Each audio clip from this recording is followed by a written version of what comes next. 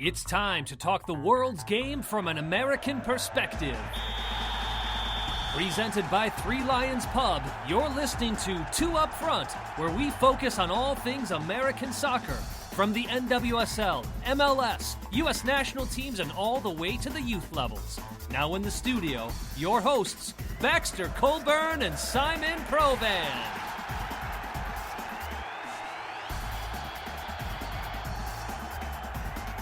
Yes. How was the trip? How are you?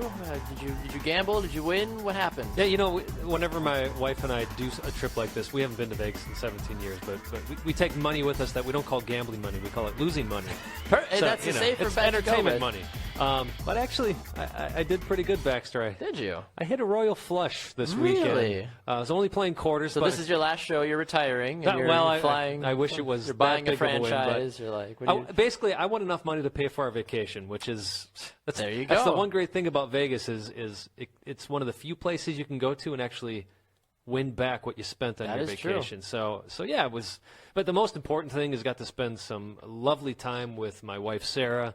You know, it's always hard to come back to reality. Love being back with our kids, but always a little bit difficult to come back to reality after getting a extended weekend away and just spending some really incredible, valuable time with my wife. Understandably, but it's great to obviously have you back on the show. I mean, you were here in spirit technically last week. I mean, you Skyped in because you were I was sick. you were battling the sickness, but I mean, it's nice to have you physically back in the studio. Likewise, feels good to be back here, Baxter. Absolutely. Well, we're excited to be back. Of course, at a different time than we usually are here on Brew Sports, but traditionally you can find us here on Wednesdays at 10 a.m. Central Time live on Brew Sports. You can also see our shows streaming live on YouTube and on Spreaker.com as well.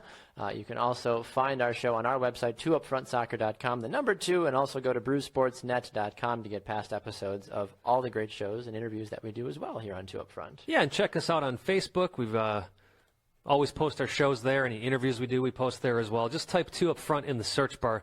You'll find us. Give us a like. Give us a share. Thank you to all of you who have already done that. Numbers keep growing, which is great to see. You can also check us out on Twitter, at 2 Up Front Soccer, and our own personal handles, at Simon Provan, at Baxter Colburn. Yes, indeed. Time to get into the kick around. We've got 3 great interviews that we're going to get to in just a little bit. There's not been a lot of stuff happening really on the field to talk about, Simon, but thankfully we've been able to get 3 amazing people for 3 amazing interviews today as well too. We're gonna, off the field, off right? the field, off rather. The field. Yeah, they might be on the field running around. Like I was wondering why people were running around with cell phones during the middle of the games last week, and I wonder if certain players were not playing good. But we're going to have Sky Blue FC Christy Holly joining us in our second segment. We're going to be joined by Andrew Dykstra of Sporting Kansas City. They're one of their goalkeepers. And then good friend of the show, Jessica McDonald from the NC Courage, is also going to swing by the program to help us close things out as well, too. So full show, a lot of things to get to. But it is the kick around that we like to start every show with, and some very intriguing things taking place. First and foremost, your favorite tournament, the CONCACAF Champions League, is taking place right now. Pachuca getting a very crucial away goal, from what you've been telling me. But where do we stand at this current point in time? Yeah, well, great game as far as the results. You know, I got to be honest with you, Baxter. I've only been able to read about the game, and I know we do have a few fans of the show that love it when I talk about this. So I have to apologize for not giving my in-depth analysis this week. But again, spending time with my wife, that was a little bit more important than soccer. It happens. It does. It happens once in a while. Yes, absolutely. But it 1-1, Pachuca against Tigres. Big goal, as you said, for Pachuca, Omar Gonzalez's club. Able to go home with that away goal, which is very important in this tournament, obviously. But it was a 1-1 draw. First leg of the CONCACAF Champions League final. So this is it. This is the winner of this series ends up going to the FIFA Club World Cup. Traditionally, the CONCACAF teams have not done that great at the FIFA Club World Cup, so we hope that whoever goes this time will represent the region a little bit better. Raul Lopez, though, gave Pachuca the lead in the 3rd minute, Baxter, against Tigres. So Pachuca was feeling really good. As the away side. As the away side, right. So it looks like they came in with a plan to attack. But Argentine, and of course we know that Liga MX is full of Argentinian players as well, scored a goal in the 32nd minute. That was Ismael Sosa in the 32nd minute. So both goals coming in the first half, finishes up 1-1. So we'll see what happens in the second leg. Yeah, absolutely. Obviously, Vancouver and FC Dallas, the two MLS clubs, making it to the semifinals, but not being able to get through to the finals ultimately. And I guess it does beg the question again, how long until we see another MLS team in the CCL finals again? Well, I think with the format that they've switched to now, where it's going to be all of a knockout stage basically for MLS clubs, they won't have to prep for as many games. There won't be that schedule congestion. And look, the last time the tournament used to be the CONCACAF Champions Cup, and it was an all-knockout tournament. The 98 DC United team won that tournament. The LA Galaxy, I believe it was 2002, won the tournament as well. So early on in MLS life, they had a couple of championships in the CONCACAF region. So actually, I think as much as this format doesn't help them in the respect that it's still going to be during the early part of the MLS season that these games happen, I do think that these players won't be as tired, and perhaps it does help MLS get to that final, and I don't know, maybe win this thing. Yeah, and that would certainly be great. It only boosts the confidence of players in Major League Soccer, of course, when you can go out and win an international tournament. I mean, it is technically, it's domestic, but it's international at the same time because you're not just playing people from your league at the same time. Right. And let's be honest, Baxter, whether you're talking about Central American teams, whether you're talking about Mexican teams, these teams have been around a lot longer than many MLS teams. They have a lot more money that they get to spend on their players. So, signs, my magic 8-ball says that signs still point to the Mexican teams dominating this tournament for quite a while. Yeah, and I would agree with you on that one as well. Looking also ahead at the world of Major League Soccer, the LA Galaxy, of course, still trying to rebuild, still trying to figure out how they're going to replace guys like Steven Gerrard, Robbie Keane. Of course, still even trying to replace Landon Donovan and David Beckham. Sure. At some point, depending on how you look at it. They go out and get a forward, a journeyman in Major League Soccer, Jack McInerney, signing with the club, former Philadelphia Union player. Former Portland Timbers player. He's kind of worked his way around the league.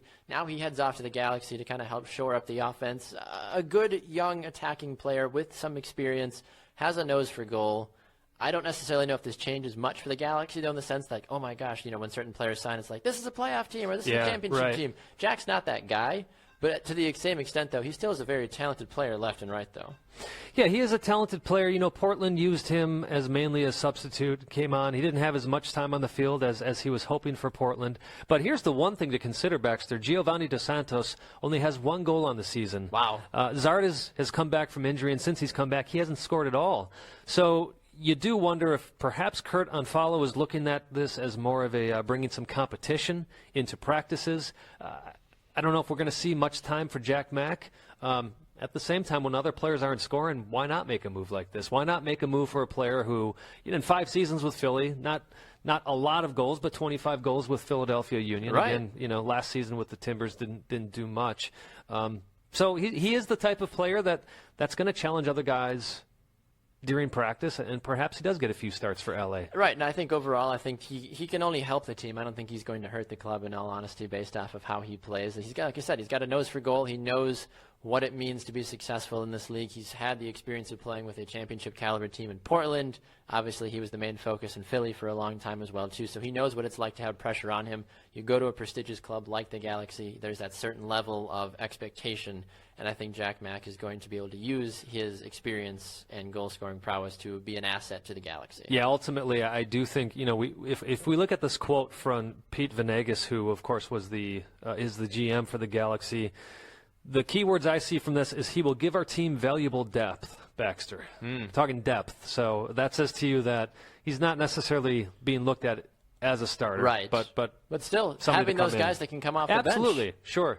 Alan Gordon made a living scoring goals after the 80th minute, basically. That's right. That's right. And we do see, one of the things Jack Mack has is a nose for goal. He at least gets in the right place. Not always at the right time, but he gets in the right place. But he does have that ability to sneak in a goal once in a while that you're not expecting anybody to score. Exactly. We saw him do that all the time with Portland a couple of times last season. When he would, he was the best at garbage goals, basically. Yes, he was watching Chris Wondolowski highlights, I feel like, and was like, oh, I can do that. I can stand 2 feet in front of the goal and be like, oh, boop, there we go. Oh, another goal. Woo! But you need those players, though, at the end of the day. So, you sure do. And he ultimately proved to be valuable in that asset. Speaking of valuable, also, as we mentioned a couple of months ago, the NWSL signing their new deal with Lifetime to have the Game of the Week on Lifetime. There's also the games being streamed on the Go90 app as well, too, which I've actually had a chance to use and watch some of the opening weekend action Rachel Daly. That goal. Gosh. Unbelievable. Left-footed. For a player to have that kind of knowledge and skill set to change and then cut and bend it to the far post. It's gorgeous. Not only that, Baxter, but it was against Casey Short, who's one of the quickest defenders in this league. She got turned around so quickly by Rachel Daly. We saw Rachel Daly have a fantastic preseason. Yeah, she's been on our show before, too. That's right. And to see her score the goal that she did, man.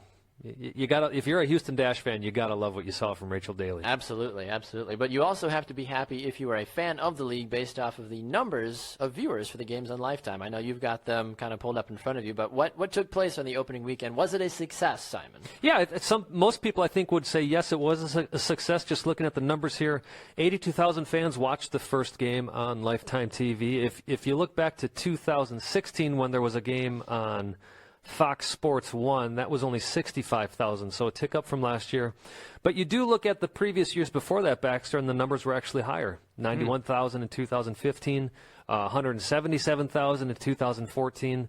But 2013, the first year the league kicked off, was only 63,000. So it's in the middle there, and I think you can call that a success. You know, is it huge numbers? No, but I don't think Lifetime's expecting huge numbers at this point. They're just getting started with this deal. Right, exactly, and I think ultimately you need to be very happy if you're an NWSL fan. I mean, this is a huge step forward for your clubs as a whole, trying to get their names out more.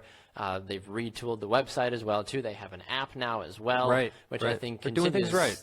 This partnership with Lifetime and the A&E networks, I think, is only making the league grow in its fifth season. And I think we've already seen that even just through week one as well. Yeah, I think the one thing you point to that maybe makes you go, is their pregame show had 131,000 viewers. Yeah, this is an interesting fact when you tell me. Right, so the fact that it dropped down to 82,000 for the actual game. Where did those people go?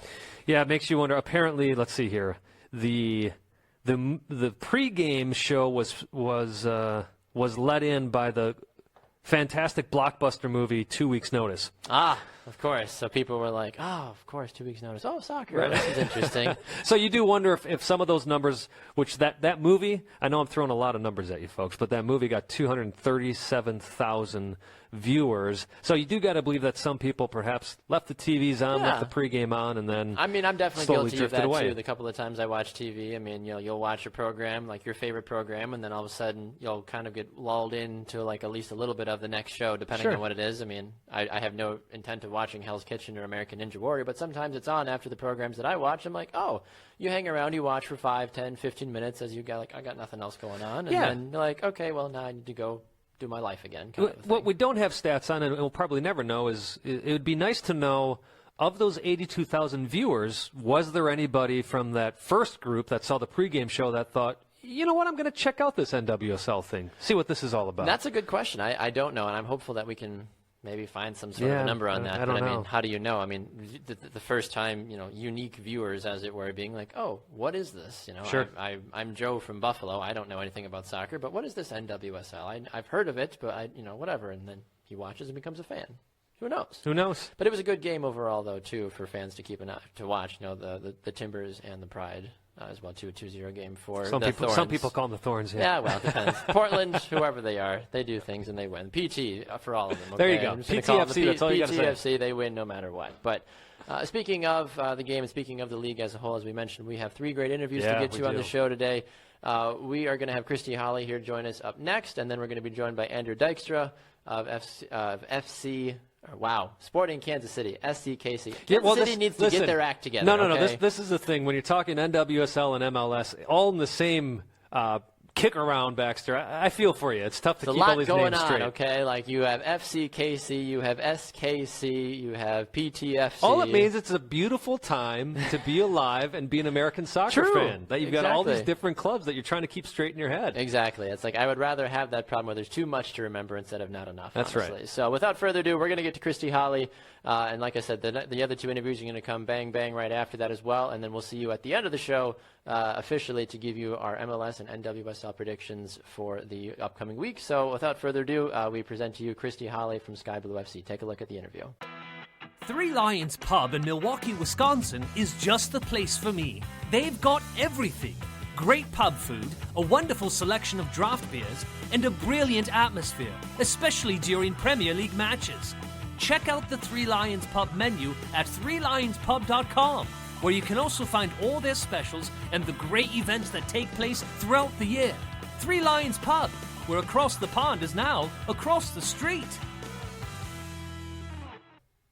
Hi, everybody. Welcome to a special edition of Two Up Front, presented by Three Lions Pub, as we are here at the Attention Era Media Studios. We've got an opportunity to get into a great interview today on the program. I am Baxter Colburn, joined alongside by my good friend Simon Provan. There you go. I was trying to give you a bigger intro, fresh from Las Vegas. I try to stay humble by my good friend and colleague and the smartest man I've ever met. There you go. Simon Provan. That's how you keep me humble, Baxter. Yes, exactly. We get to do a lot of great interviews on Two Up Front, as many of you know. We had Rose Lavelle on the program a couple of weeks ago. Scott Caldwell was just on as well recently as well.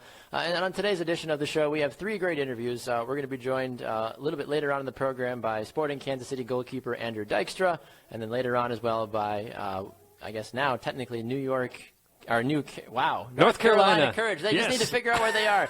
North Carolina Courage forward Jess McDonald. I was like, the New Carolina York Western Flashville Courage. Something like that. Those people. Yeah. Jess McDonald, she'll be here a little bit later on as well, too. But now we get to talk to a man whose squad, some might say, surprised the Seattle Reign in opening week play with a 1-1 draw.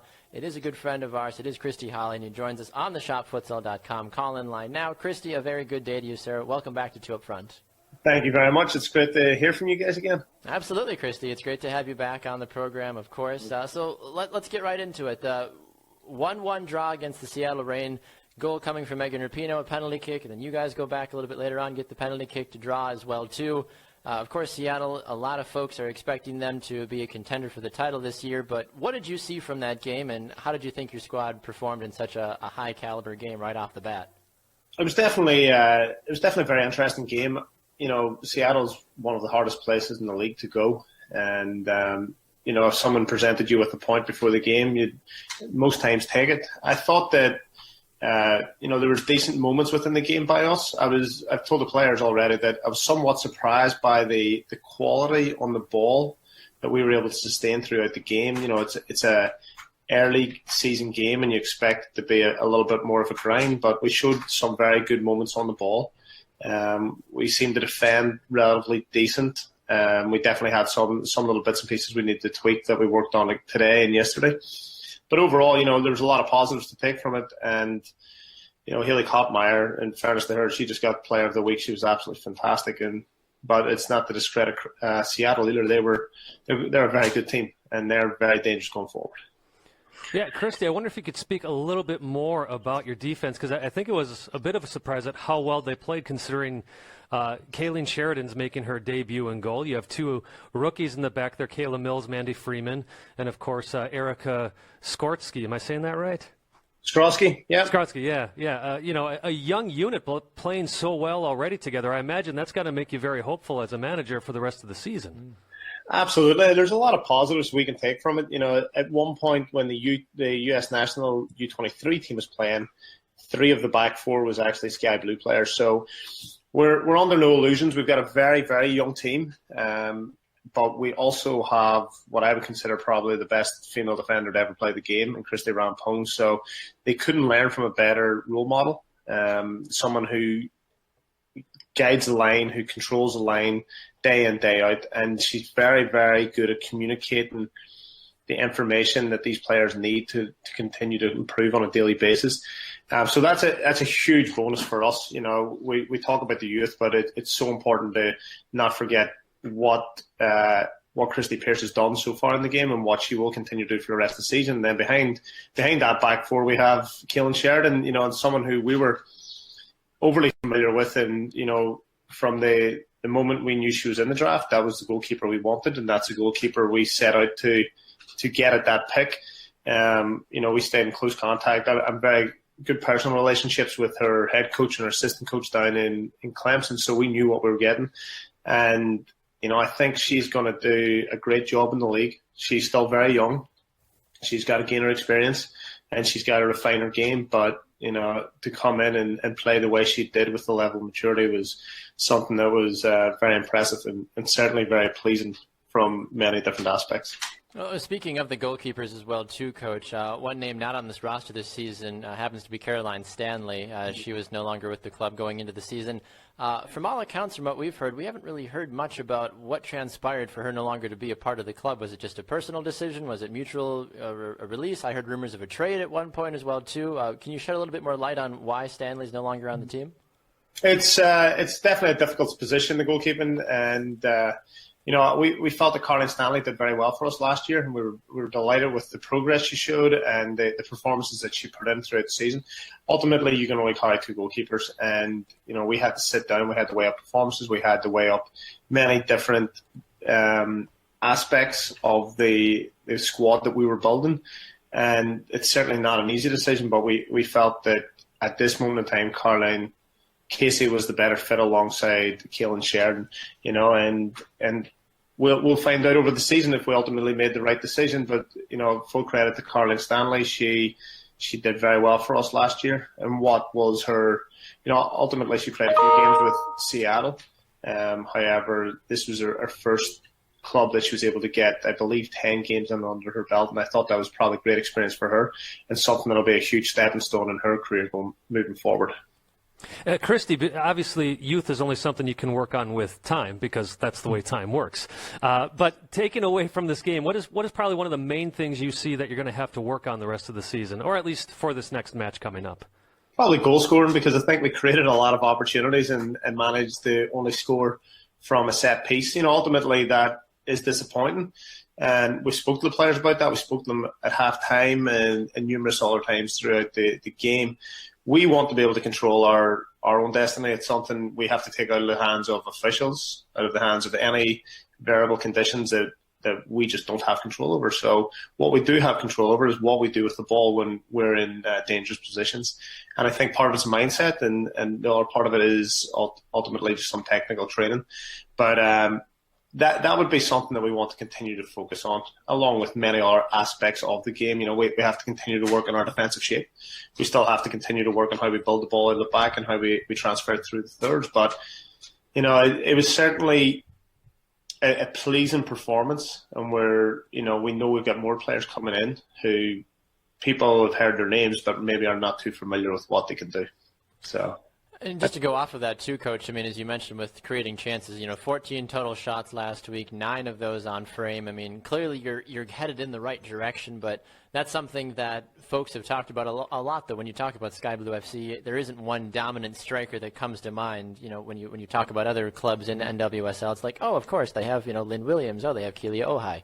Sky Blue, sometimes they're like, oh, Sky Blue, well, they're a nice club, but, they have pretty colors, but even last season we talked to this with you as well. It was about, sometimes you guys being that underdog team, and we had players on as well, too, that were like, some days we don't even know who we are. Some days we beat teams we're, quote-unquote, not supposed to beat, and other times we're losing to teams that we have no business losing to. Do you have a better sense of your identity in 2017? Absolutely. Compared to where we were at this time last year, we're in a much better place. One, as a team of 20 professional players, but also as an organization. I think we spent a lot of time and energy really trying to revamp our image, as you and I discussed many times. Our identity and who we represent is something that is so important to us. It brings a sense of pride and a level of passion that hopefully is unrivaled throughout the league. But beyond that, it was very important for us to establish our identity on the field, the style of play that we're interested in, the way we wanted to win games, how we wanted to achieve success. And I think maybe in years gone by that just wasn't always there. So, it's a process, and we're still very much in the middle of that process. But ultimately where we are right now is we were able to pinpoint players that we felt fit into what we're doing and ultimately can help bring us the best success week in, week out. There's definitely, I was speaking to someone not so long ago about the players we have. Many players are under the radar. They're very, very young, 21, 22, 23-year-old players, and that's fantastic. I'm very, very fortunate as a coach to be able to work with some of these players, but we also have some experienced pros in there who are helping direct this and lead the ship. So it's definitely an exciting time to be part of the club, and there's a lot of growth ahead of us. And I think that a lot of people would agree with you on that one, Coach, about hey, you have these really young, talented players on your roster. Absolutely, We've talked right. about that before, too, where it's like they're still just trying to find their name and showcase the talents that they have. Coach, you're going to have that opportunity again to showcase the talent that you have on this club as you take on a team that has arguably the greatest young player in the game right now with Rose Lavelle when you take on the Boston Breakers this upcoming weekend at Boston on Sunday on April 23rd. How do you game plan for somebody so dynamic like Rose Lavelle and just the revamped Boston Breakers team? Yeah, we're looking forward to seeing them. We have seen them a little bit already this preseason, but there's not too much we can read into in terms of that performance. But we know I speak to Matt on a regular basis. They're going to be a challenging team this year, a very good team this year. They're going to cause a lot of issues for teams, and they definitely have many players in that team that have a little X factor. In terms of Rose Lavelle, I mean, we don't want to we don't want to focus all our time and energy onto one player. We definitely have to respect what she can do on the field, but we have a huge amount of confidence in terms of the players that we have, and what our players can do to help nullify her impact, but also the impact of every single player they have. Because, ultimately, if we spend all our time and energy focusing on Rose, they have enough players elsewhere who are exceptionally talented that could do a lot of damage to what we want to do this weekend. So, like I said, we just need to be respectful of that, but focus on ourselves, what we can control and what we can do within the game. And if we put out a performance that matches our potential, we'd be excited about what the outcome would be. Christy, a question for you. This is an ongoing conversation question for you. We've had Matt Beard on the show. He liked to talk quite a bit about women's college soccer versus the NWSL and the continued conversation of, is women's college soccer preparing these players enough for the professional ranks? You saw some evidence this weekend that clearly can make the argument that it's doing okay in that respect. But would love to get your thoughts. Maybe this is a longer conversation, but would love to get your thoughts on the women's game in college soccer versus the NWSL. Yeah. It's definitely an interesting one. There's many different viewpoints you can take upon this. I can look at our draft picks last year and our draft picks this year, and I think each of them would be ready to go in and play. Are they ready to go in and make a sustained impact on the league on a regular basis? I'm not too sure about that just yet. We definitely had Leah, Rocky, and Erica do it last year. I mean, Erica played every moment but 7 last year, and I thought she did exceptionally well. Mm-hmm. Was she physically ready for it? I don't think so. Neither was Rocky, and neither was Leah. So this year with the players coming in, we have to be mindful of that, and we have to respect it. But I think what the college game does is it's the players that go to the top colleges ultimately have a better opportunity to try and make the next level. And there's some exceptionally talented coaches at the college game who understand what it takes and have a track record of producing professional players. But I think as time goes on, and with the strength of the NWSL going from strength to strength, the gap between college soccer and pro soccer might become a little bit bigger. The quality within college soccer has been and always will be very good. It's just a question of can it keep that gap to a minimum as the NWSL evolves. And I guess ultimately that's what we're seeing with the decision by Mallory Pugh and maybe other players to try and forgo their college career. I personally, I think there's not enough money in the women's game just yet for the players to give up on a fantastic education. But, we also have to look at what's developmentally right for them as soccer players. So it's quite a complex one. And I'm not too sure what side of the fence I want to sit on, but I definitely think that there's exceptionally talented coaches within the college game that have a track record of producing players ready to play in the NWSL.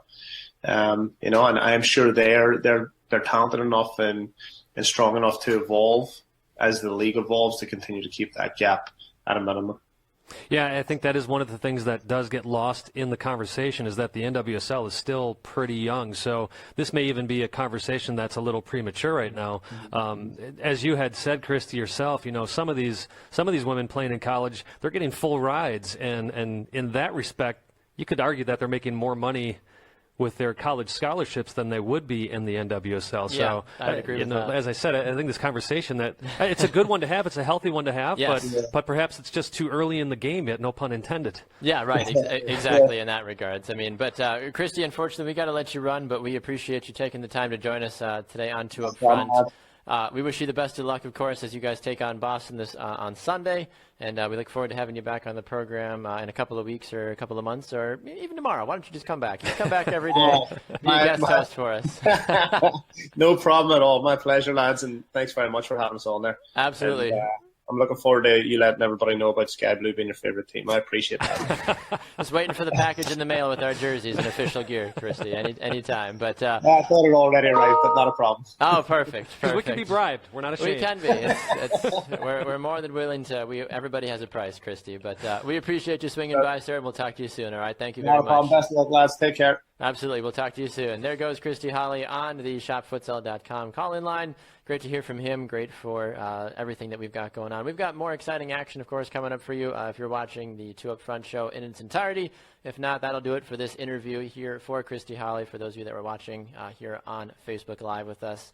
Remember, you can find us traditionally on Wednesdays from 10 to 11 a.m. Central Time, live on the Brew Sports Network. Just go to Brew Sports on Facebook and like them there, and you can find out when we're on air. Go to their website, brewsportsnet.com, to get all of our past episodes. And, of course, you can listen to our show on Spreaker.com, iTunes, and iHeartRadio as well if you want to engage with the show that way, of course. Yeah, you can also find our own Facebook page, Two Up Front, obviously, in that search bar. You can check us out on Twitter as well, at Two Up Front Soccer. He's at Baxter Colburn. I'm at Simon Provan. All right, thanks for watching, guys. We will see you, if you're hanging around for the rest of the show, in just a moment for the next interview. If not, we'll see you next time. Thanks for watching. This has been a special interview from Two Up Front, presented by Three Lions Pub here at the Attention Era Media Studios. Have a good rest of your day. Hi, everybody. Welcome to a special interview here on Two Up Front, presented by Three Lions Pub here at the Attention Era Media Studios. I am Baxter Colburn. No Simon Provan for this specific interview.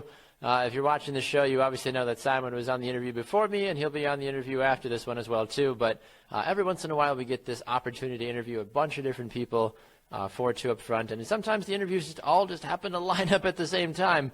So we've obviously had one great interview already. We've got this one that we're just about to get to. We've got one more after this as well, too.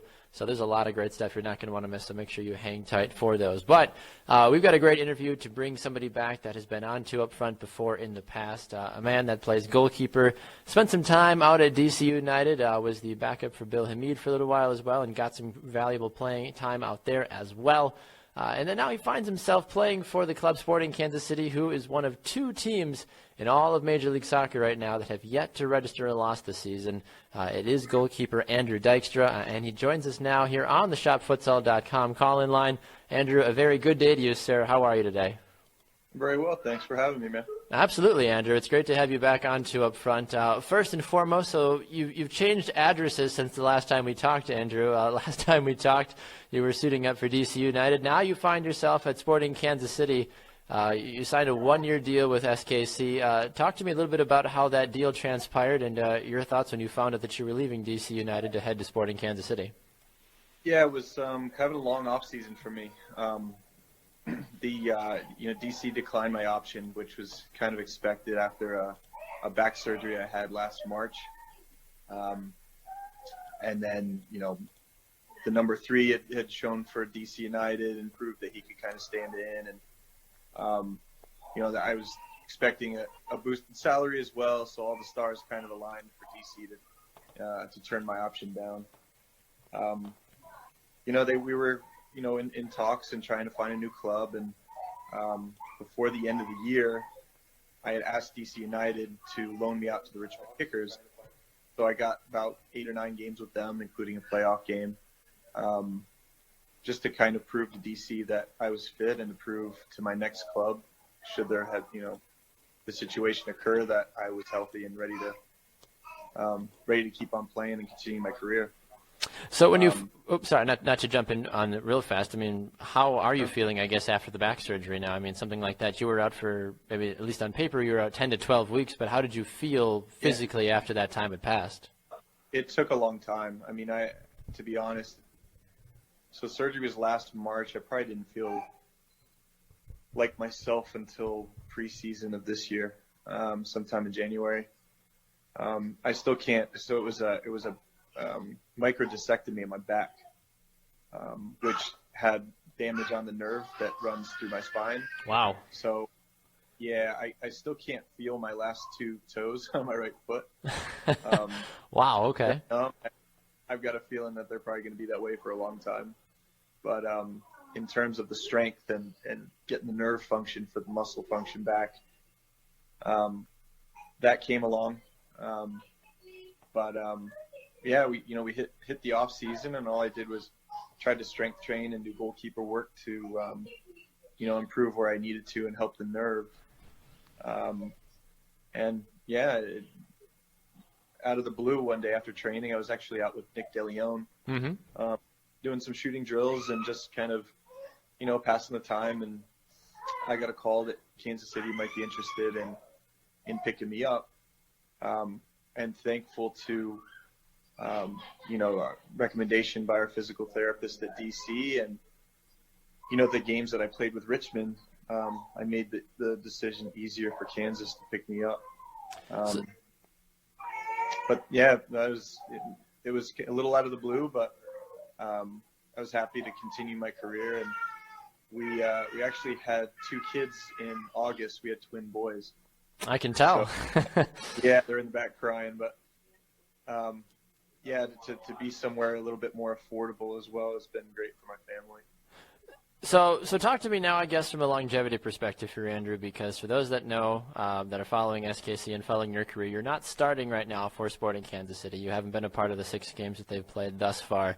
You're early 30s. You just come off a back surgery like this. Has the R word started to trigger into the back of your mind just quite yet, or are you still not even remotely thinking about that? Unfortunately for me, it's kind of popped up once in a while. I had there was an issue with like a head related issue in 2012 that I thought I had to retire, and I had a neurosurgeon tell me I needed to retire. And then I had another one tell me I shouldn't, and then and you're like, I like that opinion better. I'm gonna go for that opinion. I'm gonna keep playing. Once I got the okay, I looked into some specialist and had an angiogram to take a look at my brain, and with a microscope actually. So they said, this isn't anything big. There's guys in the NFL that have this, and they ended up clearing me. So I had to face it then. I had to face it when I popped my Achilles. So it wasn't the first time. But to be honest, the whole age thing is kind of never really factors in for me. This is supposed to be a goalkeeper's prime. True. And I've always, I've always been a multi-sport athlete. I've always been, big, fast, strong, quick. So for me, it's like unless what makes me, the athlete and the goalkeeper I am go away, I'm always going to consider coming back. So. It kind of popped up in my brain, but, I said to my wife, soccer hasn't been any type of a burden on us as a family. And, I've done it for, 8 years, and I said, I owe it to myself to at least give it one more shot and see what happens. Even if I came back and this year was a total disaster, then I would have known. Yeah, exactly. And like I said, even though you haven't been on the field yet, though, Sporting Kansas City has still been a positive influence to give you that opportunity to get back into shape again, of course, as well, too. But do you, I'm sure this is a foolish question to ask, but do you miss being the number 1 goalkeeper as you got the opportunity, of course, when you were down in Richmond? Of course, you started some time there in D.C. as well, too. But have you been told by Peter Vermees, is it a constant goalkeeper battle, or is the number 1 set for right now and you're just there as insurance, just in case?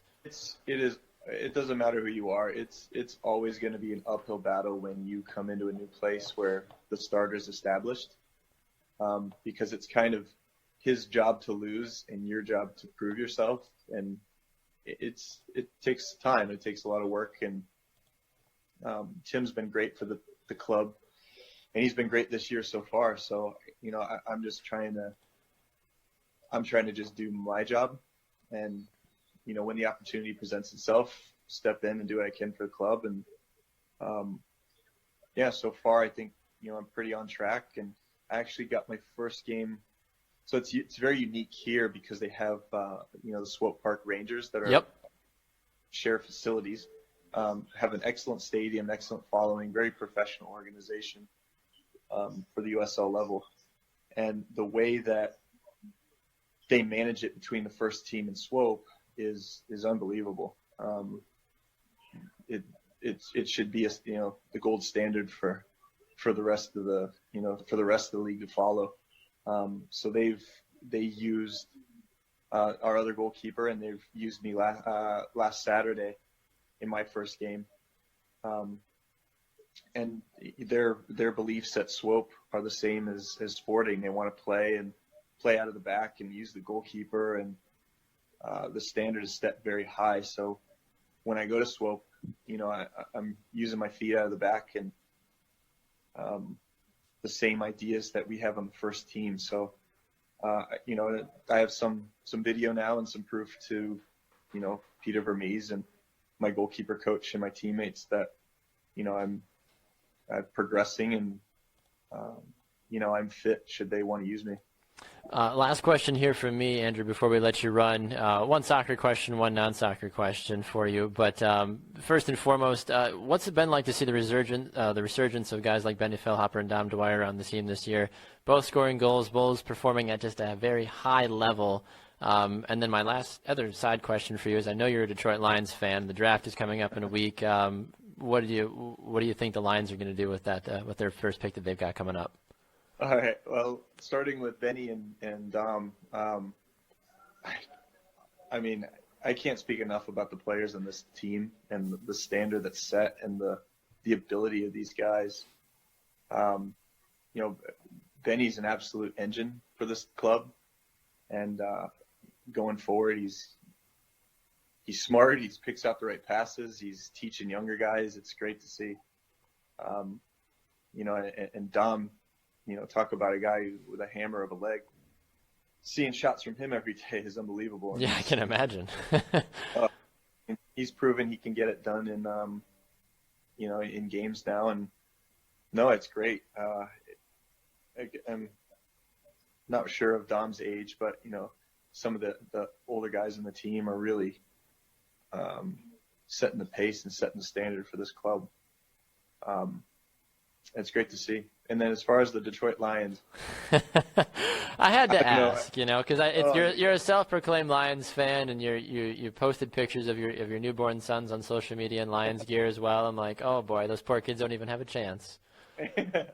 Yeah, at least they're not Cleveland Brown fans. True, it could be much worse. That is very true. But I've heard rumors that they're going to try and draft another wide receiver or something like that, and I don't know. I've always been skeptical of the secondary, so I'm kind of hoping for somebody to, pick something up like that. But I don't know. Who knows? Yeah. I don't know. They're all right. They're a good team and well-rounded, and it's their management and their coaching staff is great. So I don't know. They need to figure out the one real hole, and in my opinion, it's the secondary. But that's my non-professional opinion. As someone that's a fan of the Green Bay Packers, Andrew, I understand the secondary issues as well, too. So I'm right there in the same boat with you as that one. But, Andrew, I appreciate you stopping by the show today here on Two Up Front. We certainly look forward to seeing not only what you do for the USL side for Swope, but also for SKC the remainder of the season. And we'd love to have you back on the show again at some point, if not to talk soccer, to make fun of each other for the teams we support in professional football. So I appreciate you stopping by. Enjoy your day, and thanks for taking the time today. Yeah, you too. Thanks a lot, man. Absolutely. We'll talk to you soon. There goes Andrew Dykstra on the shopfutsal.com call-in line. This has been a very special interview here on Two Up Front. I appreciate all of you tuning in as well. We'll see you guys on the remainder of the show coming up in just a moment. Thanks for tuning in. help you pick out the strawberries or whatever you're trying to pick out there as you're going along with your Target trip. Yeah, no worries. But we're excited to have you back on the show, Jess. We want to talk first and foremost, of course, about I just want to get your thoughts about being back in North Carolina. We'll get to the games and all that fun stuff in a moment, but kind of a dream come true for you, I think, from what all accounts, from what I've heard, to be back in North Carolina where you spent some of your very pivotal years. What's it like to be playing professional soccer now for a team representing your state of North Carolina? I think it's absolutely incredible, and I think it's just an incredible opportunity, especially for my team, because I think at the end of the day that we truly deserve to be, of all places, be moved here. And it's such a soccer fan environment, and it's a huge soccer community. And I just think us surrounding ourselves with such a great fan base, a place where they know the game of soccer, I think it's just a comfortable move for us. And I just think it's just really cool overall. Yeah, you won a championship, obviously, in college with University of North Carolina, and now you have the opportunity to do that with North Carolina Courage, or NC Courage at the professional level. You won the championship with Western New York Flash last year. Your team basically moved, including your coach. And as you said, Baxter, we'll get to this past weekend's game. But how are you guys feeling about possibly doing that odd thing of repeating as NWSL champions, but under a different name? I think that we're just one of those teams that we're just trying to take one game at a time. Even though we are the defending champs, we try to not see ourselves that way, because that's kind of the chip that we had on our shoulder last season. People didn't expect much from us, so we just came from that underdog sort of mentality, and that's kind of the same mentality that we want to have this season. We took one game at a time, we took one step at a time, and that's sort of our mentality, is improving as a team on and off the field, and just kind of learning from each game and just improving overall throughout the season. So I think that's just kind of where our heads are at. Of course, it would be great to win a championship, but at the end of the day, we're actually not even looking that far ahead. We're looking towards Saturday right now. And then once Saturday's over, we'll be looking towards the following weekend. So that's kind of where we're at mentally as a team, is just kind of improving game by game and day by day, in and out of training. And to be fair, though, you guys do have history on your side. I mean, FC Kansas City repeated NWSL championships early on in the inception of the NWSL. So it's not like it's never been done before and you have to worry about chasing history or any of that craziness that, the media likes to throw up as well, too. But so that, to an extent, that does kind of feel like help calm the nerves. But I do want to look back at this weekend as a whole.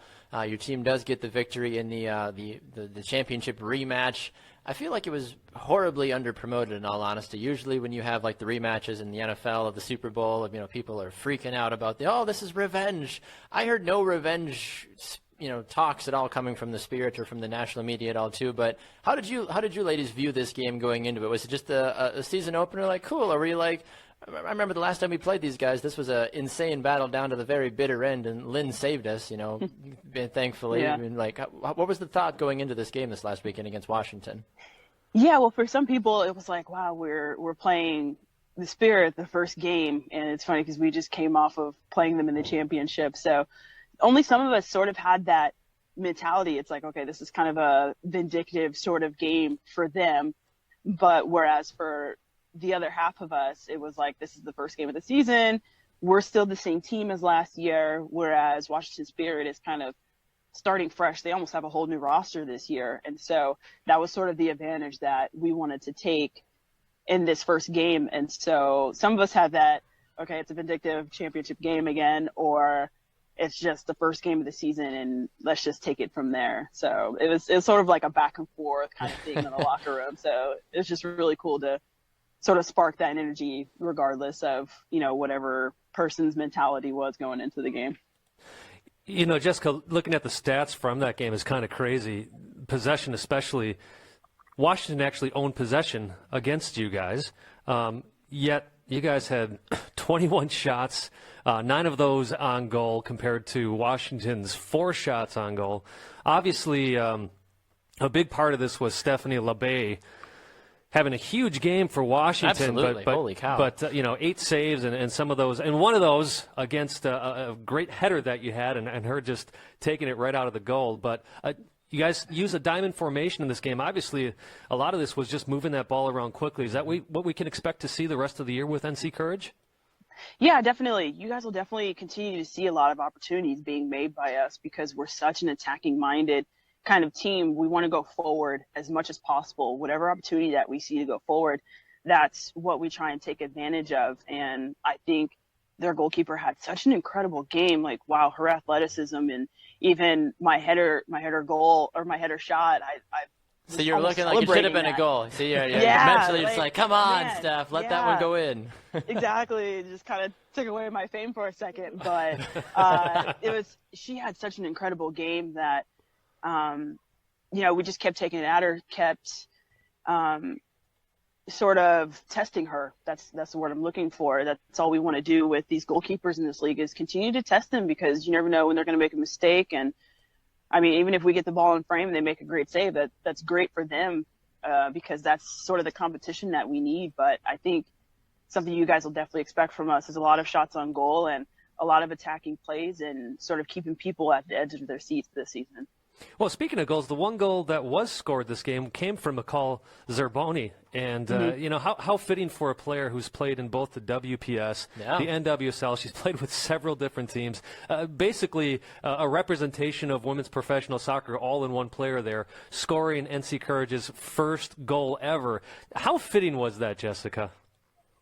Absolutely fitting. And it was absolutely incredible of all people on our team to score that goal. I think that McCall absolutely deserved that. And it was crazy because she called me off that ball right in time because I was going to go for it. And she called it. And obviously she had a better opportunity on goal than I did. And the fact that it went in, it just sent an exciting chill throughout our squad and throughout our organization. So I think for her, of all people, she truly deserved that goal. And I just thought it was world class. What is with everybody stealing goals from you, Jess? Steph robs you of a header goal. McCall steals your shot as well, too. I'm trying to be nice about it, too, so it's okay. Well, speaking of goals, obviously, last season, Jess, you were able to get on the score sheet a lot of times. Your counterpart, Lynn Williams, also was the talk of the NWSL last season. MVP, of course. Among other things, the national team call-ups for both of you ladies as well, too. What have been the conversations between you and Lynn in the offseason and after 1 week as well, too, to try to emulate and duplicate that success that you had last season this year? Yeah, so it's funny because we actually just had that talk probably about a week or two ago that we need to kind of get back in sync together again. And the fact that we've been in and out of camps throughout the offseason, it's really cool to continue to get used to each other on the field. And, if she needs to communicate something with me, like, hey, maybe position here instead of here, and vice versa for me, our communication is it's top notch right now. And for us to be in sync this season, like last season, I think that we will create a lot of opportunities for each other. And hopefully one of us will get MVP and Golden Boot again. If it's not me, then I'm crossing my fingers. It's her. So I just think it's just going to be a pretty cool season for the both of us to play together again.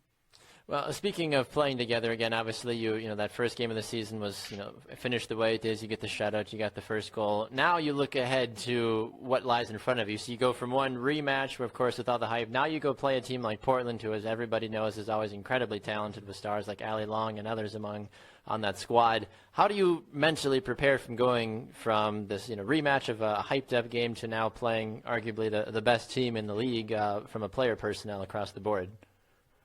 I think it's more excitement. This is one of those games that we look forward to every season, whether if it's playing in front of their fan base or our own. They're just obviously an incredible team, and they're an incredible team to play against. So the battle between the two of us would just be an absolute incredible thing, especially for the fans and for each organization overall. And I think because they are so talented, we are a great team that can match up with theirs. And so we'll just see who the better team is come this weekend. Yeah, similar lines as you were saying, Baxter. I mean, this is a loaded team. Tobin Heath, of course, being one Christine of those players as well. You can keep going down the roster. Right. But the great thing is this is also North Carolina Courage's home opener. Yeah. First time ever. Any special events that the club is planning that you're aware of, Jessica? Not that I know of. We've had some video shoots, some photo shoots for the home opener, but anything past that, I'm not too sure about, but I'm sure there are going to be a few surprises there. How excited are you? I mean, some people would say, what a stupid question, but I do have to ask you again. It means a lot more, though. Like when you're asking someone like Jess who has the history, it means more. That's right. Exactly. So how excited are you for this weekend, Jessica? Extremely, because we get to see what our fan base is like, first and foremost. We get to see what it's like to play on such a beautiful grass field in front of our fans and in front of our family, and playing at home specifically. We don't have to travel. So I think just getting comfortable in our own hometown, I just think it's just really cool and extremely exciting. I mean, it's just going to be an exhilarating experience, I believe. Last question from me here, Jess, before we let you run. So one of the last times we talked to you, you were just beginning your stints with the national team for a couple of different camps. You've had the opportunity now to go through a couple of different camps with Jill Ellis, get some international experience as well, too. What have been some of your biggest takeaways at the international level, getting to play around, world-class players on a consistent basis for a couple of weeks? What did you learn? How do you feel? Is there talks about coming back again soon? What can you tell us about it? Yeah, I think overall it's such a great experience playing with the best players in the world. The cool thing about this squad is that each and every person on this squad will give you some feedback. Hey, Jess, instead of taking this touch, take this touch. Like, you have so many more other options, because playing at that level, you feel as if like you can't even hear yourself think, because everything's just going so fast. And so for you to sort of think before you make a play, that helps you improve as a player. And I think that's something I've definitely learned, and playing under Paul Riley has definitely helped prep me for an environment like that. And so I just think it's just been a really amazing experience overall. And of course, I'm learning something day by day, going at full speed all the time. Just trying to think ahead of the play is just one thing I'm definitely going to have to improve on, and just taking any kind of feedback I can from anyone on the team and coaching staff as well. Jessica, it's been an absolute pleasure talking to you. What a quintessential NWSL interview, Baxter. Here we are talking to Jessica McDonald while she's shopping for her son. It says so much about this league and the players in it, and people like yourself. And congrats on a great year. God's blessings on the coming year as well, Jessica. Thank you very much. Thanks for having me, you guys. Absolutely, Jess. We'll talk to you soon. Thank you so much for taking the time today. No problem. Have a good one. Yep, you as well. There goes Jess McDonald on the shopfutsal.com call-in line. Great to hear from her. Great to get the insight from her as well, too. We do have official confirmation she did buy the Power Ranger sheets for her son as well, too.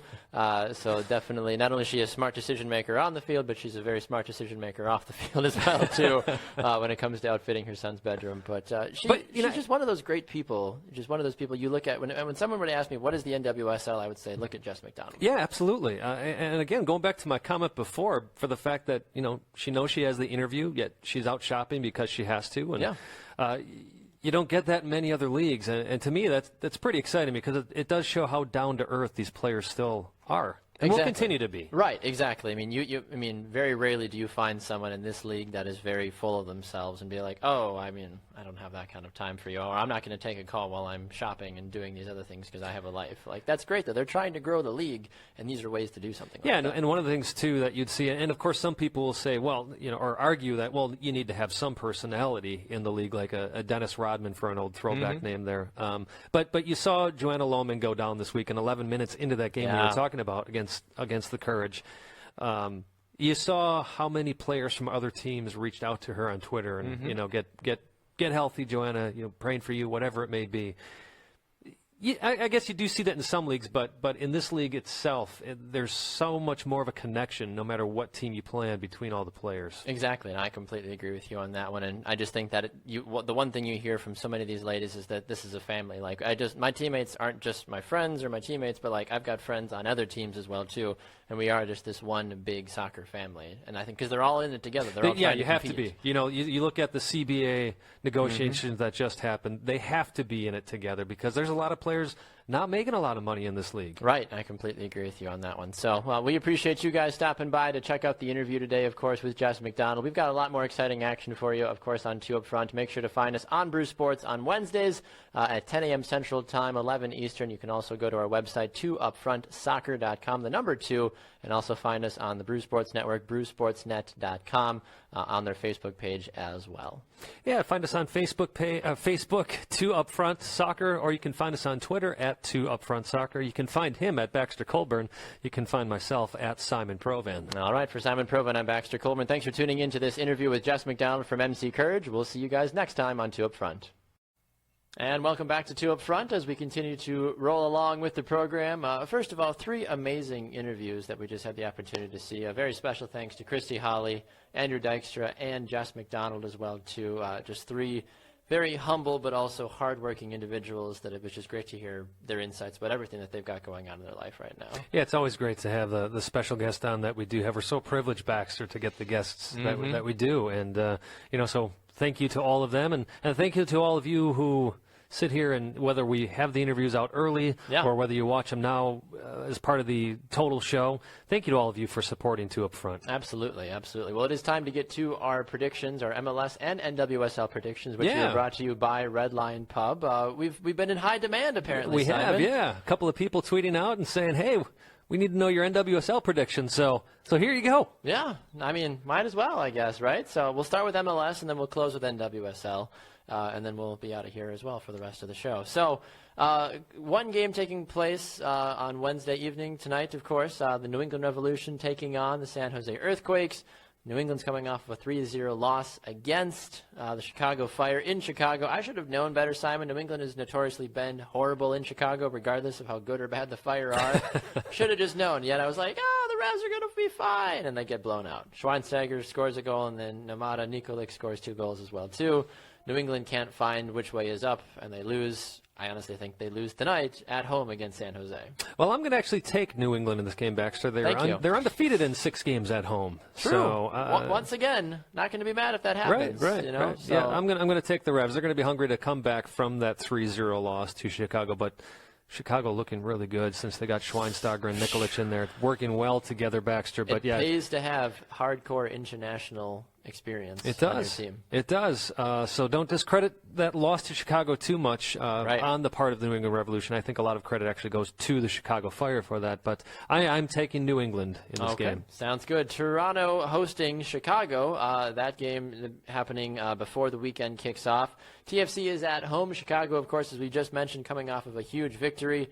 Toronto last week also getting a victory in that game against Columbus. Oh, they lost. I'm sorry, losing. Lost. You're right. Sorry, 2-1 against Columbus. So looking to rebuild against what's really been a surprising Columbus Crew team as well, but we'll talk about them in just a little bit. Sure. TFC at home against a surging Chicago. What do you think? I have got TFC in this one, not so much because of TFC, but Chicago does not do very well on the road. Now, that stat could be completely skewed when it gets down to it, Baxter, but they have lost 15 of their last 17 on the road. So I am taking Toronto FC in this one. And you think that I would learn at this point when to stop predicting, but because of how Chicago has been doing, I'm going to use this as my upset pick if there is such a thing. I mean, Toronto on paper is the better team, but of course Chicago, I think statistically, is the better team right now. So I think I'm going to go with Chicago in this game as my upset for the week. All right. Philly and Montreal. Philly playing host. Listen, Montreal, Piatti's back. It's scary.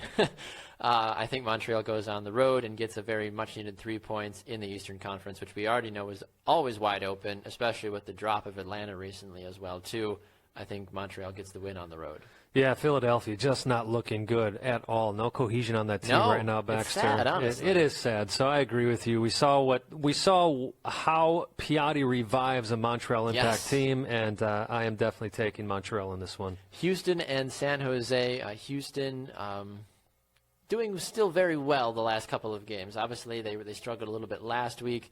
San Jose, this will be their second game that they'll be playing in a couple of days. It's down in Houston. I know San Jose is used to the heat, but at the same time, I think Houston is out for blood right now, especially playing a team that has already played a game earlier in the week. I think Houston is able to get the victory despite some of the injuries that are still lingering for the squad. Yeah, surprising draw with Minnesota United. Minnesota perhaps shoring up their defense a little bit better these days. About time. In this Dominic Kinnear Cup, as I like to call it, because he coached San Jose, then moved with them to Houston, and then went back to the rebirth of San Jose. I am taking Houston in this one, though, Baxter. Taking Houston in this one. Okay, very intriguing in that one for sure.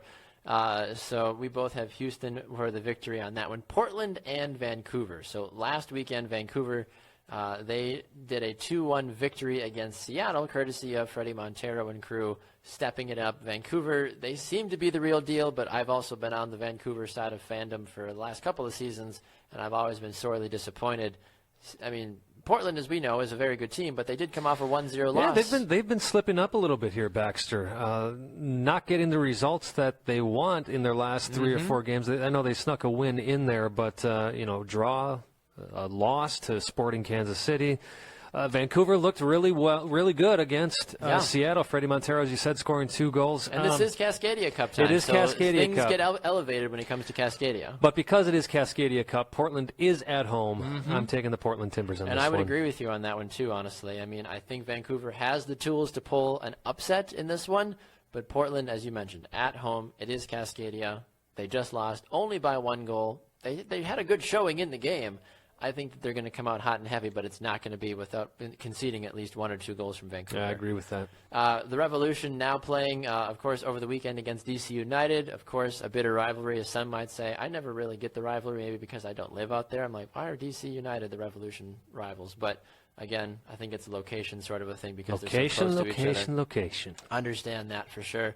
Revs are at home. I am going to go with your Revolution thing. And they're like, oh, they're great at home. So once again, I'm probably totally off the rails on this one. But the Revs at home against the DC United team that got destroyed 2-0 last week against the Red Bulls. I think the Revs offensively are in a better position than the DC United defense. Kai Kamara has been scoring goals. Agudelo, Kellen Rowe playing that left back position. Still seems to be working somehow for this Revs team. They're going to put it together and beat DC United at home. Yeah, you said it all. Okay. New England. There we go. I love when that works for us. We're like, yeah, good.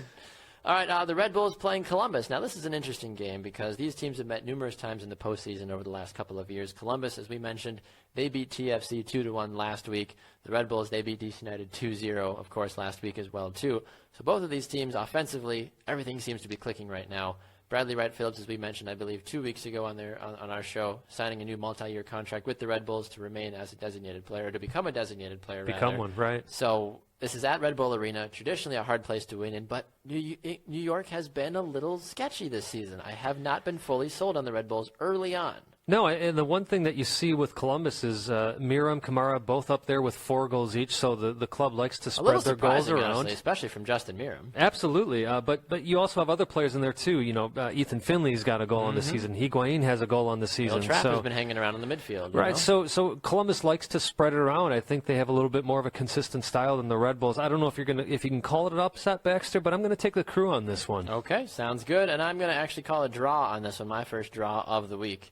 FC Dallas and Sporting Kansas City is a unique game because neither team have lost a game this year. Right. So SKC is 3-0-3. FC Dallas is 3-0-2.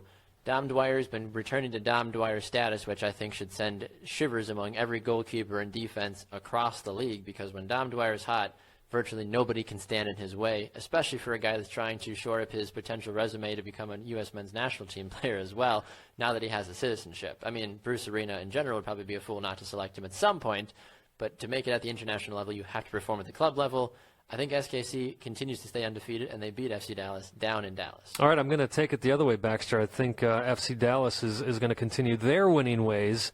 They've only played 5 games in the season right. Because of the Champions League games. So they've actually played more games than most other teams in the league this season. You see more sharp.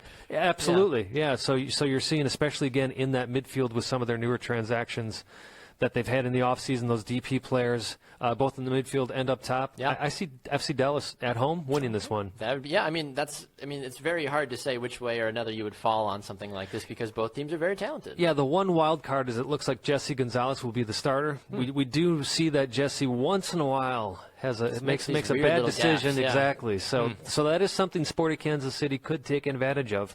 But True. if Gonzalez has a top game like he's capable of having, FC Dallas wins this. So I'm sticking with FC Dallas. Sounds good. Moving on to RSL versus Atlanta. Listen, Atlanta has been on a downward spiral, unfortunately, since about maybe week 3 or week 4, since their big man got hurt, Joseph Martinez.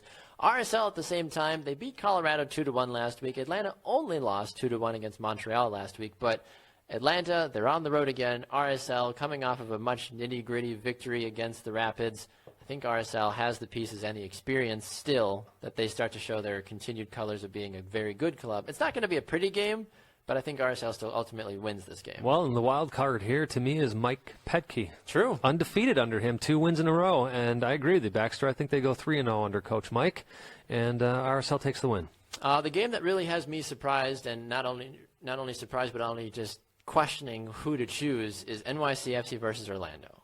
And Orlando has continued to surprise you and I. I think I've never tweeted and texted more about Orlando in my life than I have these first 7 or 8 weeks of the year. Yeah. Because we continuously said this in the preseason. This isn't going to be a good team. This isn't going to be a good team. Kaká goes down week 1. This isn't going to be a good team. And they keep finding ways to win and be dangerous. Finding ways to win at home, though, Baxter. True. Different story than being on the road. The one road game they had was a loss this year, so they are 4-0 at home. Mm-hmm. They're traveling up to New York City. I'm going to call NYCFC on this one. Smaller field.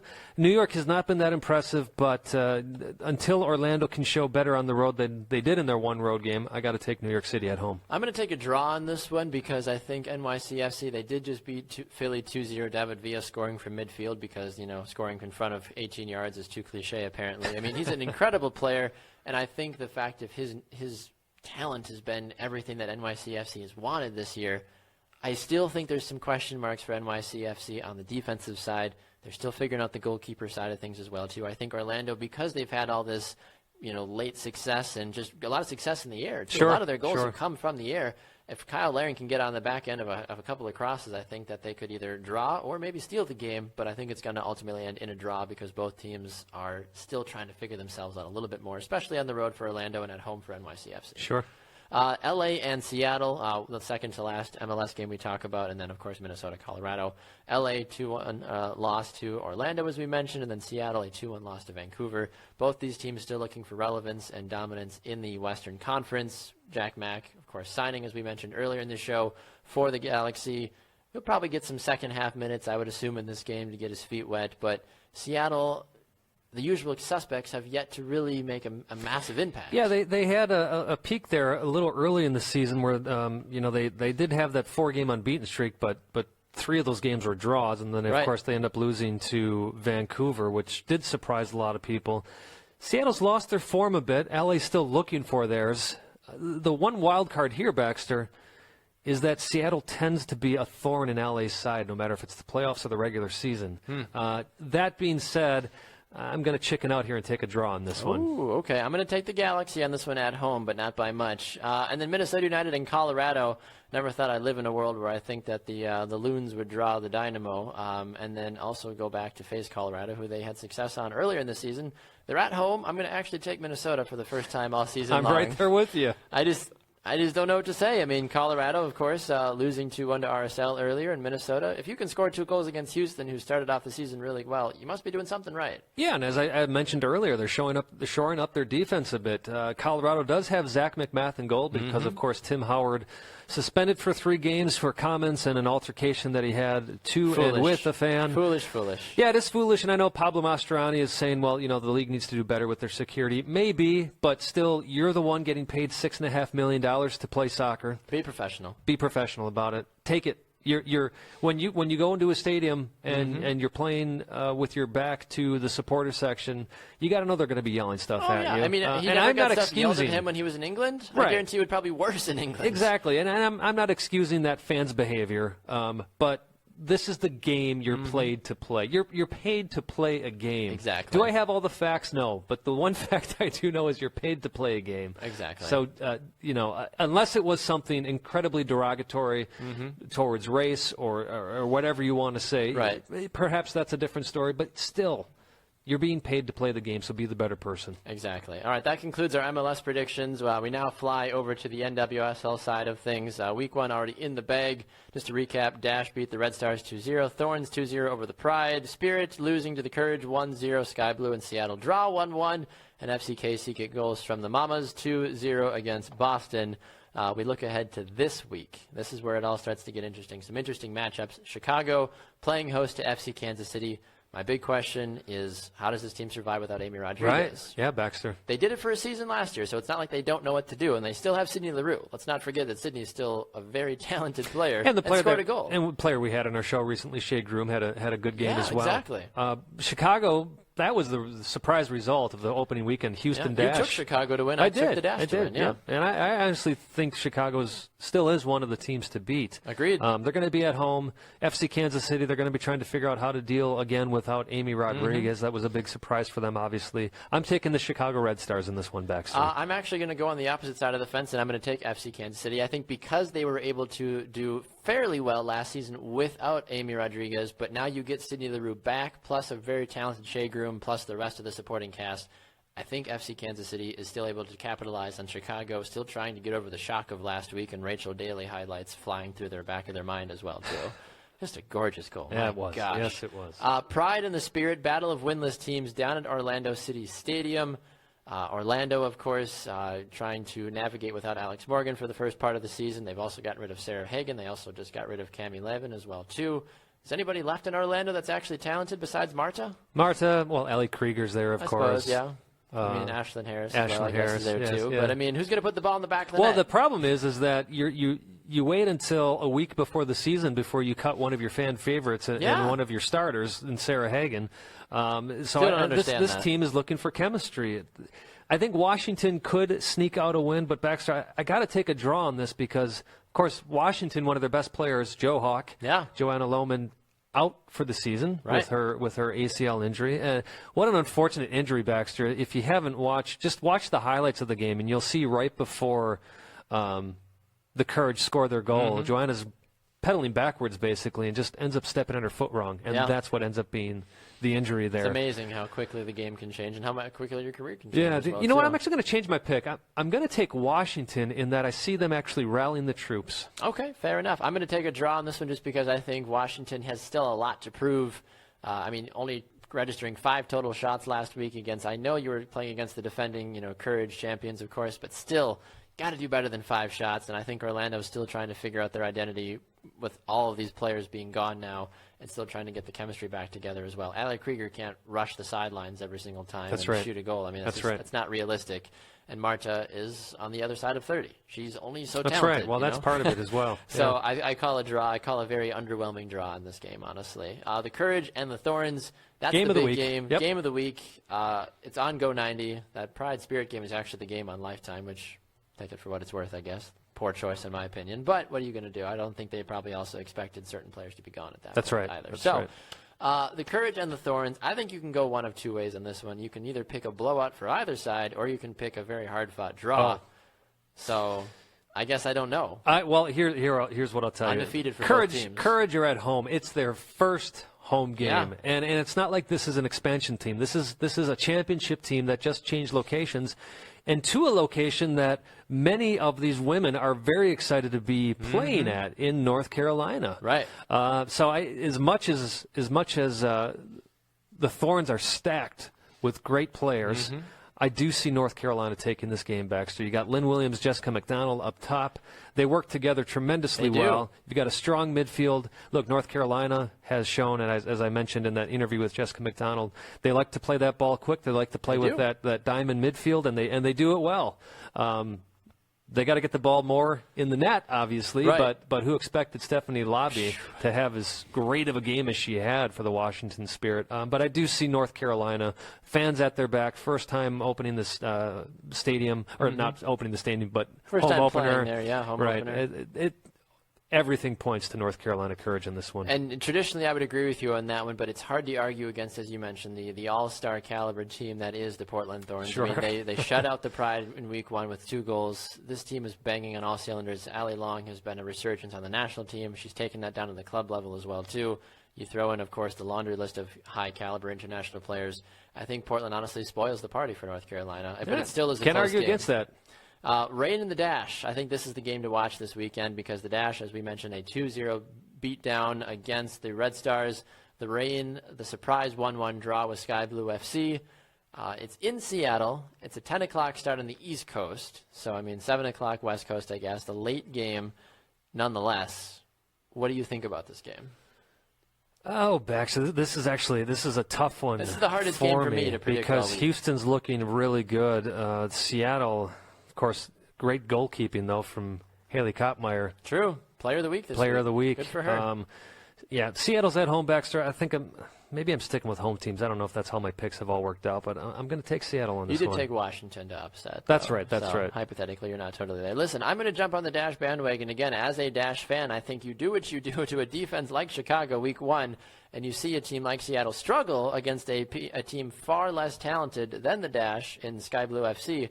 You have to be feeling pretty good about yourself if you're the Dash, honestly, going into this game, especially when Ojai and Daly score week 1. Those are the players that need to get going immediately, and they're doing that. And this is all without Carly Lloyd, remember? That's right. So if you're doing this well without Carly Lloyd after 1 week, I know it's still very early, and I don't want people to start yelling at me and be like, Baxter, it's week 1, calm down. I still think, though, the way they played in that game, they dominated possession, they dominated the shots on goal. Houston, I think, is going to go into Seattle and make a big statement in week 2 and beat Seattle at home. Let me just remind you, Baxter, it's only 1 week. It is. I know it is. That's what I've heard. The people, I can see the tweets already coming at me. Last game, Boston Sky Blue. Let's be honest. Boston was horribly underwhelming in their first game. They were, and Sky Blue was very impressive. We talked about their young backline playing very strong. Yeah. Of course, Christy Rampone adds to that. Helps. Governor General. Christy Holly, he knows, well, Matt Beard knows what he's doing too. Sure. But Boston is still in a phase of rebuilding. Mm-hmm. He's got Matt Beard has the players he wants, but I think it's going to take a little bit longer yet for them to figure things out. I think it'd be easy to call a draw, but I don't want to call a draw, Baxter. I'm going to take Sky Blue FC in this one. There you go. I'm going to go for Boston on this one. It's their home opener. I think they put things together. And I think that Roosevelt finally gets her first NWSL goal as well. We'll see. It's a team that you could possibly do that against. I just think this defense is underrated by a lot of people right now for Sky Blue. And I do agree with you on that one, absolutely. So let us know your thoughts and your predictions, of course. We're all over the social media world, on Twitter and Facebook, everywhere, of course. You can comment in the section below here as well. We'll definitely respond to your thoughts, of course, as we go along. But that's going to do it for us this week. A very special thanks to Christy Holly of Sky Blue FC, by Andrew Dykstra from Sporting Kansas City, and Jessica McDonald from the North Carolina Courage. All joining us courtesy of the shopfootball.com call-in line. Reminder, you can find us here traditionally on Wednesdays at 10 a.m. Central Time on Brew Sports. You can find us on their website, brewsportsnet.com, on the Facebook page. You can also find us on our website, the number 2upfrontsoccer.com, and of course, Breaker iTunes and iHeartRadio, and everywhere else that you can find us that has great sports content. Yes, and of course, to continue the social media push, we can be found on Facebook as well, on our own Facebook page, 2 Upfront Soccer. We're also found on Twitter at 2 Upfront Soccer. He is at Baxter Coburn. I'm at Simon Proven. And don't forget, folks, check out Three Lines Pub at some point over the weekend. They are a fantastic sponsor of the show, and deservedly so. A wonderful atmosphere over there. Great food, great people as well. So make sure you check out some Premier League games over the weekend at Three Lines Pub. Absolutely. He is Simon Proven. I'm Baxter Coburn. Enjoy your soccer-filled weekend. Thanks for watching. We'll see you guys next time on 2 Up Front. With our manager being the one above, we are 2 Up Front.